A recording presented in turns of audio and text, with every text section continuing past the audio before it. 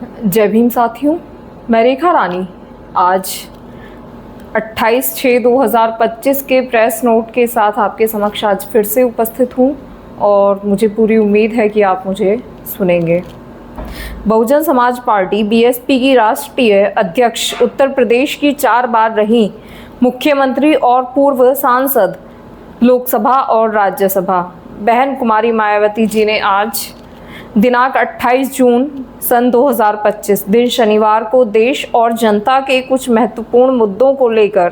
Press conference को संबोधित किया, जिसका मुख्य अंश लखनऊ 28 जून 2025। मीडिया बंधुओं, जैसा कि यह सर्वविदित है कि देश में सर्व समाज के हित और जन कल्याण हेतु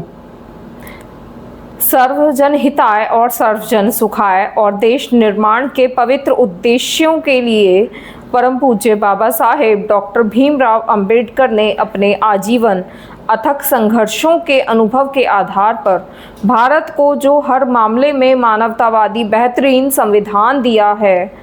तो उसका केंद्र में रही सत्ता के दौरान पहले कांग्रेस पार्टी ने और अब उसके बाद पिछले कुछ वर्षों से सत्ता में बीजेपी के नेतृत्व में चल रही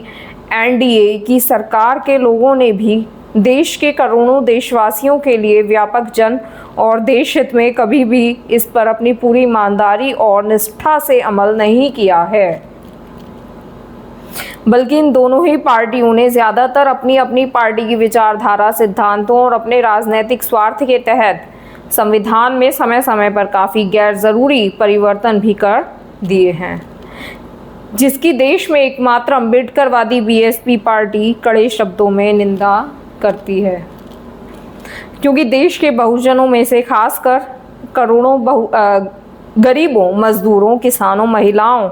छोटे व्यापारियों और अन्य मेहनतकश लोगों को यही लगता है कि शुरू में केंद्र और देश के अधिकांश राज्यों में भी काफ़ी लंबे समय तक सत्ता में आसीन रही कांग्रेस पार्टी ने और अब बीजेपी ने भी अपनी अपनी सरकार की गलत नीतियों और जनविरोधी चाल चरित्र और चेहरे को छिपाने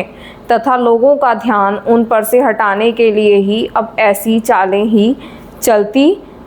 रहती हैं, जिनका क्रम न केवल आज भी जारी है, बल्कि इन मामलों में अक्सर कांग्रेस और बीजेपी ये दोनों पार्टियां अंदर अंदर एक होकर आपस में मिली रहती हैं और इनकी सभी अपनी गलत नीतियां और कार्यक्रम जनता पर जबरन थोपने और संविधान संशोधन आदि मामलों में ये दोनों पार्टियां दिल में कुछ और जुबान पे कुछ और के दोहरे चरित्र वाली नीति अपनाकर एक हो जाती हैं। और इस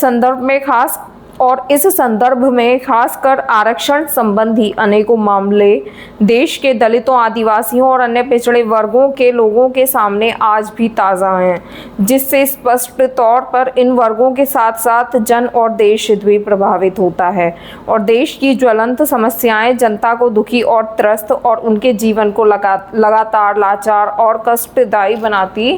रहती हैं। जबकि इन पार्टियों को अपने संकीर्ण विचार और राजनीतिक स्वार्थ से ऊपर उठकर आमजन और देश हित में संविधान और उनके मानवतावादी उद्देश्यों के साथ बिल्कुल भी छेड़छाड़ नहीं करनी चाहिए, ताकि अपने भारतीय संविधान की पवित्रता हमेशा बरकरार बनी रहे। किंतु इन दोनों पार्टियों और इनकी सहयोगी पार्टियों के भी स्वभाव और कार्यकलापों आदि से ये साफ जाहिर होता है कि ये सभी पार्टियां अंदर अंदर आपस में मिलकर बाबा साहेब डॉक्टर अंबेडकर द्वारा निर्मित किए गए समतामूलक और अति कल्याणकारी संविधान को बदलकर इसे पुराने जातिवादी ढांचे में बदलना चाहती हैं, जिसे भारतीय मानवतावादी जनमानस और हमारी पार्टी कतई भी बर्दाश्त करने वाली नहीं है।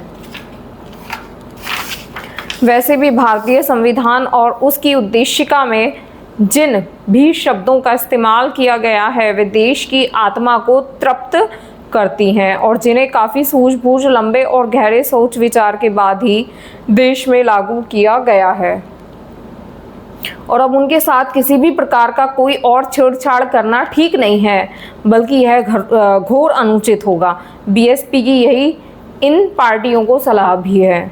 किंतु यह अति दुखद है कि देश को भारतीय संविधान के मामले में बार बार ऐसी अप्रिय परिस्थिति का सामना करना पड़ता है और इस संदर्भ में बीएसपी को इन पार्टियों के विरुद्ध ऐसा लगता है कि अब हमें भी अपनी आवाज़ देश भर में ज़रूर उठानी पड़ेगी, बशर्ते यदि इन्होंने अपने संविधान विरोधी चेहरे को जल्दी नहीं बदला। इसके अलावा यहाँ मैं यह भी कहना चाहूँगी कि देश के कई राज्यों में आए दिन भाषा के नाम पर की जा रही राजनीति भी कोई ठीक नहीं है, जबकि संविधान की मूल भावना के अनुसार सभी भाषाओं को सम्मान देना जरूरी है। भाषा को लेकर बुद्धिजीवियों के बीच बहस होना तो बुरी बात नहीं, लेकिन इस मामले में सरकारों और पार्टियों के बीच किसी भी प्रकार का टकराव होना देश और जनहित में ठीक नहीं है। साथ ही वोटर लिस्ट में भी सुधार को लेकर जो किस्म किस्म के भ्रामक बातें कही जाती हैं, तो उसे भी केंद्रीय चुनाव आयोग को अपनी स्थिति को ज़रूर स्पष्ट करना चाहिए और सभी राजनीतिक पार्टियों को विश्वास में लेकर इस कार्य को पूरा किया जाना चाहिए, ताकि यह अभियान का सही मुख्य लक्ष्य हासिल हो सके। जहां तक पिछले कुछ समय से देश में कहीं धार्मिक कार्यक्रमों को लेकर जो जातीय उन्माद, टकराव और हिंसा की स्थिति पैदा की जा रही है तथा कहीं जातिवादी मानसिकता के तहत खासकर दलितों और अन्य उपेक्षित वर्गों के लोगों का जो शोषण, अत्याचार और उत्पीड़न आदि किया जा रहा है, यह भी कोई अच्छी बात नहीं है, बल्कि अपने राजनीतिक स्वार्थ की पूर्ति के लिए आपसी भाईचारा बिगाड़ने वाली वास्तव में संविधान की सही मंशा के विरुद्ध ही यह कार्य होगा, जिससे बचना जरूरी है। साथ ही पश्चिम बंगाल सहित पूरे देश में अब कहीं पर भी हमारी महिलाएं पूरे तौर से सुरक्षित नहीं हैं। इस मामले में भी केंद्र और सभी राज्य सरकारों को ज़रूर ध्यान देना चाहिए। इसके साथ साथ देश में बीच बीच में हो रहे आतंकवादी गतिविधियों को भी रोकने के लिए केंद्र सरकार को हमेशा सजग और पूरी तरह से साथ रहना चाहिए, ताकि अब आगे कोई भी आतंकवादी संगठन अपने किसी भी मकसद में कामयाब ना हो सके। इसके अलावा इस समय पूरी दुनिया में जो कुछ चल रहा है, तो उस पर भी केंद्र सरकार को अपनी पैनी नज़र रखनी चाहिए और इस मामले में कोई भी फैसला पहले यदि केंद्र की सरकार विपक्ष को भी गुड फेथ में ले लेती है तो ये बेहतर होगा। कुछ ज़रूरी खास मुद्दों के साथ ही मैं अपनी पार्टी की गतिविधियों के बारे में भी ये कहना चाहूँगी कि इस वर्ष सन 2025 के शुरू होते ही हमारी पार्टी ने पूरे देश में पार्टी संगठन की समीक्षा के साथ साथ इस दौरान सभी स्तर की कमेटियों के गठन की तरफ भी विशेष ध्यान दिया है। इस संबंध में मैंने इस वर्ष दिनांक 29 जनवरी को दिल्ली पार्टी केंद्रीय कार्यालय में और दिनांक 2 मार्च को लखनऊ पार्टी प्रदेश कार्यालय में, पिछले महीने दिनांक 18 मई को पुनः दिल्ली में पार्टी की ऑल इंडिया की बैठक बुलाई थी, जिसमें ज़रूरी दिशा निर्देश दिए गए, जिसकी काफ़ी कुछ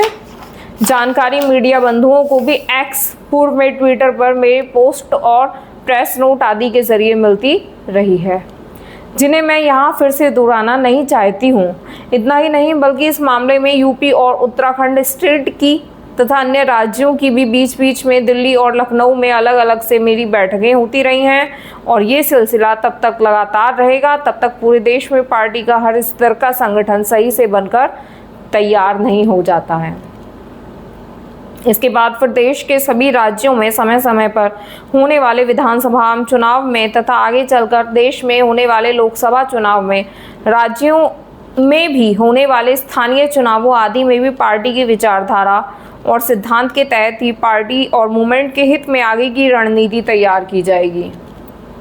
कहने का तात्पर्य है कि हमारी पार्टी इस समय पूरे देश में अपनी पार्टी के जनाधार को मजबूत करने में पूरे जी जान से लगी हुई है और दूसरी पार्टियों की तरह अपनी पार्टी और मूवमेंट की गतिविधियों को अधिकांश मीडिया, शोबाजी आदि तक सीमित नहीं रखती है, बल्कि उन्हें ज़मीनी हकीकत में भी अमल में होते हुए देखना चाहती है।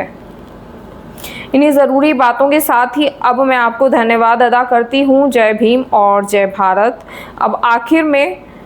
यदि आप लोग मुझे संबंधित मुद्दों के संबंध में कुछ और पूछना चाहते हैं तो आप एक एक करके सवाल पूछ सकते हैं।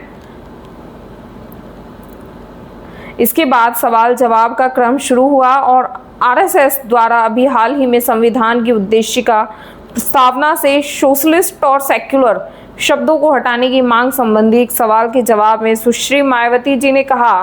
कि संविधान को लेकर आरएसएस, बीजेपी, कांग्रेस पार्टी क्या कह रही है, क्या कर रही है, उस पर पार्टी और जनता की भी पैनी नज़र है।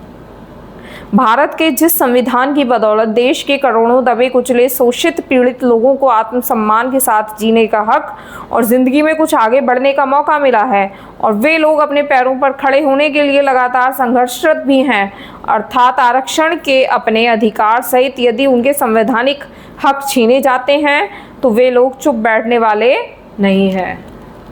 बल्कि उसका डटकर मुकाबला करेंगे और उनके लिए हमारी पार्टी भी सड़कों पर उतरेगी। धन्यवाद।